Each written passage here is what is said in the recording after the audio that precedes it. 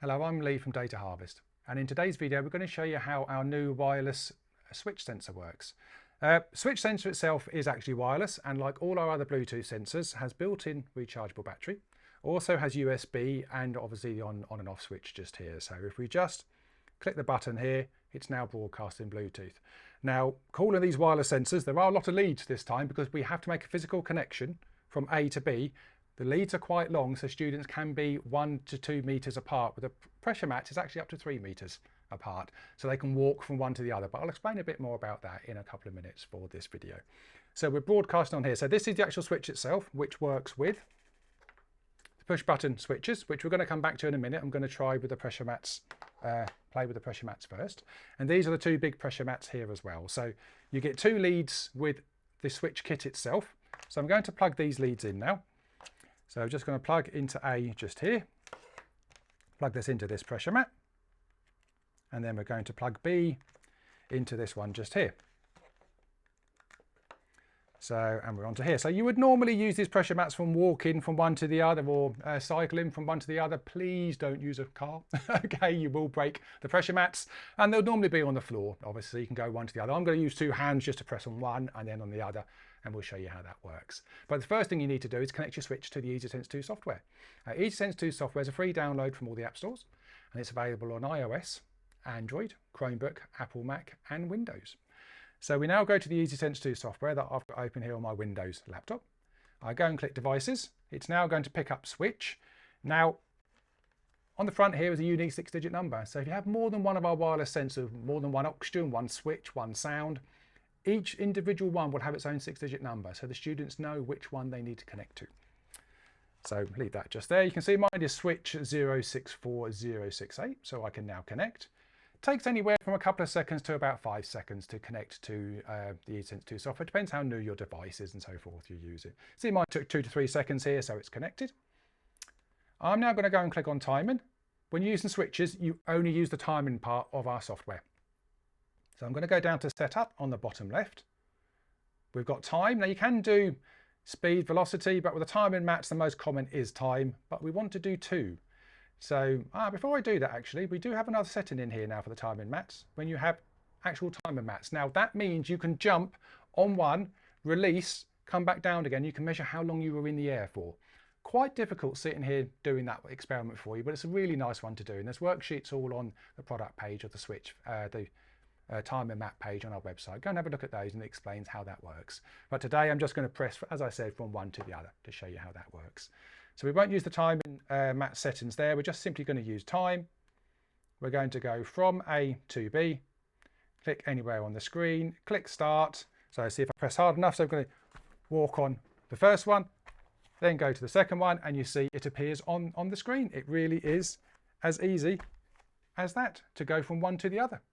So we now got, the second one worked better than the first. I think I double pressed to start off with, but on the option there, it took 1.2 seconds from me pressing the first one to the second one. So you can cycle from one to the other. You can even run, walk, however you want with the pressure mats. They are a wonderful way to do your timing in a more practical way to get the students involved. Right, just going to disconnect the pressure mats now and use the push button switches. Now, lots of other experiments that you can use with the pressure mats. So I've got them down here. So how long does it take to jump? As I said, is a really good one to do. How fast can I jump between 2 points? The speed of a passing bicycle, and how long can I remain in the air? So some of the ones I mentioned, but there's a good 4 or 5 different experiments that you can do with the pressure mats. So we'll disconnect these ones now. And we're now going to use the timing switches. So push button switches, now in different ways.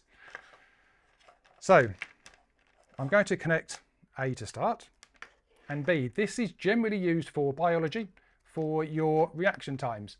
Now, I'm sure when you're doing reaction times, you remember when, I think it's around about when they're 13, 14 years old, they normally have a ruler.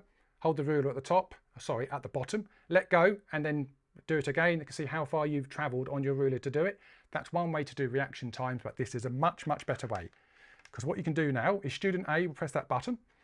When student B sees student A, they press their button. So you're now doing reaction times. And if you want to take it to some high level mathematics in this as well, you can start to do from that student, how far is the eye from there? So you can see that distance, then down to the finger, and you can start to do nerve reaction experiences and experiments, and that's all on our website under the push button switches. There's some worksheets on there on how to do that experiment as well. But let's show you how easy it is. Now, we're already connected, as we were before with the pressure mats.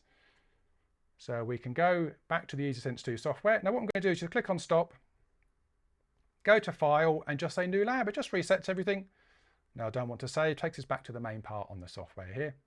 Back to timing, back to setup, and it's the same as we did last time. So we could have carried on, but we're just going to do time, A to B, click start. So we know this one here, just checking again, is definitely A. So I'll click A there, then click B, and we've now got 0.96 of a second. Really slow, and it's amazing how humans start to cheat without even trying. What I mean by that, student B will be watching student A, and they'll stop watching the LED, and they'll watch the finger go down, and they become magnificent at reaction times. So you can put your hand there so student B can't see the experiment, or even a piece of card covering the whole hand with just a hole for the LED, then that stops the other person. You can then start to introduce things like caffeine. Does that affect their reaction times and so forth? What you can also do is something I forgot to mention. That pressure mat could go into B, can go in A or B, but for this experiment I'm talking about braking and reaction times with cars. Pressure mat into B, switch into A. So one student has the pressure mat on the floor. So student A presses the button, student B sees it, slams their foot down on the mat pretending to be a brake in a car, and then you can introduce caffeine and so forth into that experiment. So that's a really nice one to do as well. But as you can see, it's a really easy experiment to do, and it just works absolutely superbly. Now there's lots more videos like this on our website, which is data-harvest.co.uk. If you go to our secondary academy, there's lots more videos, as I said, on all the other wireless sensors as well. And in there, it's how the EasySense 2 software works, how the sensors work, and how they work together in an experiment like this one that I've just done here today. Also, if you would like to click on the bell and allow notifications on our YouTube channel, you'll obviously be notified when we have more videos like this being released. If you'd like to contact us here, please email us sales@data-harvest.co.uk. Thank you.